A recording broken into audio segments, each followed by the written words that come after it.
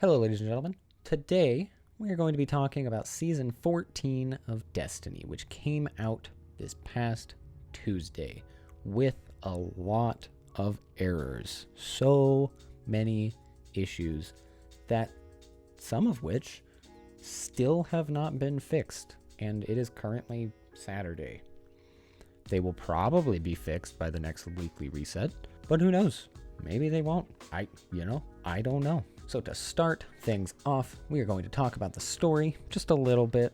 Not going to go super far in, but it is really cool so far. We've allied with Mithrax, part of an Elixni group called the House of Light, and they are fallen that want to work with the Guardians, and it's very interesting. There's already political drama within the tower of letting the enemy stay at a base camp nearby, of which looks really cool. That base camp is awesome.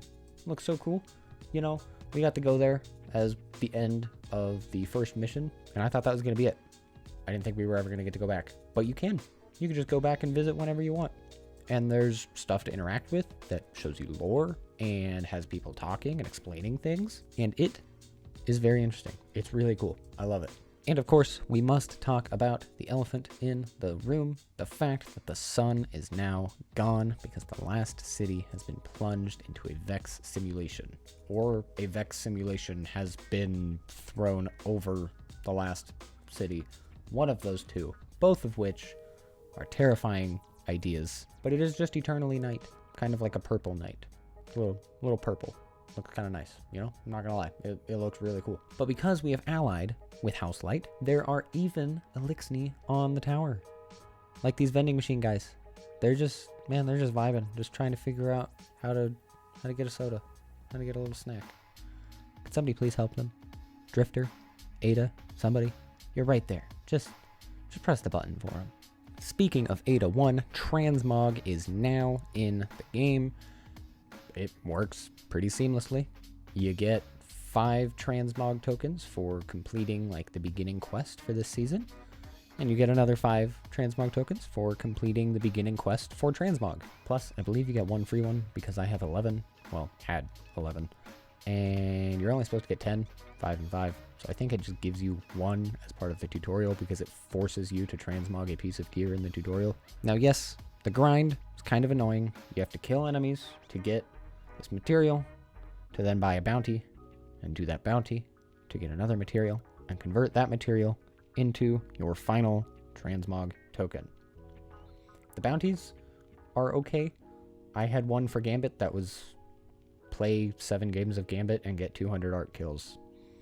The one I currently have is earn a total score of 200,000 points in Nightfalls. Not in one Nightfall, just in total after playing Nightfalls like 4 or 5 times. Just get 200,000 points.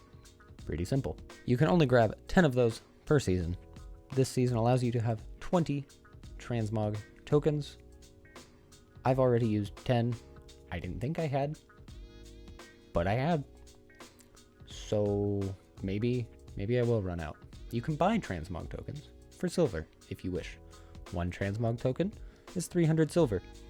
5 Transmog tokens is only 1,000 silver. I say only because 5 Transmog tokens is essentially 1 full armor set. And 1 full armor ornament set in the Eververse store is 1,500 silver. So I suppose technically, if you have a set of armor that you like better than armor in the Eververse, you can save $5 and just buy those Transmog tokens instead, if you really wish. And speaking of Eververse, wow, look at these transitions. So amazing. It's just all flowing. The archive has now been expanded to include basically every exotic weapon ornament that has been put in the game, minus like 4 or 5 for some reason that aren't in there. And of course, excluding any season pass specific weapon ornaments, which is very sad because I never completed the season to get the white and gold Witherhoard ornament, and it looks really nice. But alas, I cannot get it. Moving on to the seasonal activity for this season, Override. It's like Gambit. That's it. It's 6-man Gambit, pretty much. You spawn in on Europa, you activate the bank, you kill enemies to get some motes. Once you get 33% of the way up your progress bar, it halts your progress. You must break the lock combination. Well, first, you must fight off waves of enemies. Then you break the lock combination.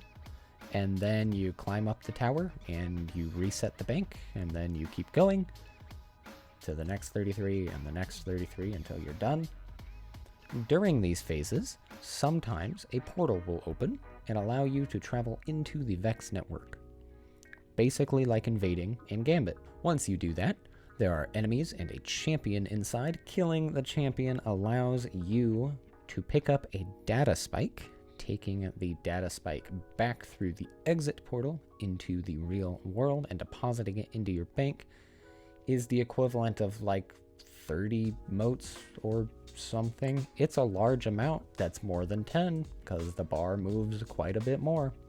I don't know what it is. It's something. Once you get all 100 motes deposited, I don't know why I said 100 motes deposited. Once you get 100% of the way through your progress bar, maybe it's 100 motes. I don't know. This isn't Gambit. I have a feeling it's more than 100 motes because there's like 6 guardians there and people deposit 10 motes quite a bit. So if the entire team 1 2/3 times deposited motes, 1 2/3, that doesn't make any sense. You know what I mean. If like 6 people and then 4 people deposited, it would be full.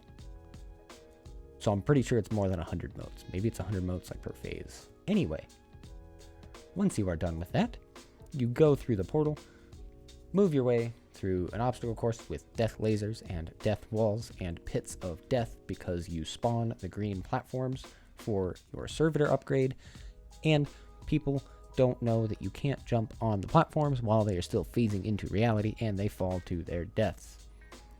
I say that, I also did that the very first time those platforms spawned. So, sometimes it be like that. It was also really funny though, because I thought it was good, and then I died. But so many people do it. It's really funny. Once you get to the end of the obstacle course, you go through another portal, and then you fight the boss. The big boss. It's kind of a long boss fight. It has 3 phases. You damage it until you take 1/3 of its health. Then it goes immune and hides away. You kill a champion, deposit a data spike, take off another 1/3, goes immune, champion, data spike, final boss, kill it. There you go. And once you've killed the final boss, 2 chests spawn. One chest is the regular chest for loot that everyone can grab, and the other you can only grab if you have data keys, which you use on your quest item splicer hand thing, and then you get extra loot. And then you leave, and you repeat the process over and over. It's pretty fun. There's 2 more maps, the moon and the Tangled Shore. So the moon will be next week. That'll be fun. For the most part, that is all so far that I have been able to experience of the new season. Now, Vault of Glass is coming next Saturday, exactly 7 days from now. That is going to be very fun. I will probably be making a video on that as well, because I've never done Vault of Glass, so it will be very interesting to take the knowledge I have from random videos on the internet and see what exactly is different in Destiny 2 in this Destiny 1 raid. Besides a few other small things, like the new Ritual Fusion Rifle, which is pretty nice, honestly. It looks pretty cool too. For the most part, the season is off to a good start. Besides the hiccups that we had at the very first day, for most of the first day, things are pretty good, except for some people who cannot join and cannot log in because they have too many friends. There's a very odd glitch going on right now where some people trying to log into Destiny, if they have 40 friends in their friends list that are also playing Destiny, they just can't log in. It doesn't make any sense, but that's how it be. So people have resorted to just unfriending people on their friends list, either friends that they're close with that they'll re-add once the glitch is done, Or just those random people that you sometimes meet in a game and they friend you and you're like, yeah, sure. And you friend them back and then you never do anything ever again. And you just get to see what they're playing sometimes when you scroll through your friends list, and they've never invited you to a party or play games with you. They just kind of exist. Yeah. People have been trimming up their friends lists recently. Other than that, I think that's about it for now. I'm very excited to see where the story goes. So far, it's amazing this season, just like last season, and it's probably just going to keep getting better. So that is a quick little recap, I suppose, of the first week and a half. No, of the first half week of Destiny. Season 14. I'm going to keep playing. Probably going to make more videos on it. And, you know, I'll upload them if I make them. Thank you guys for watching. I hope you've had a wonderful day. And you guys, take care.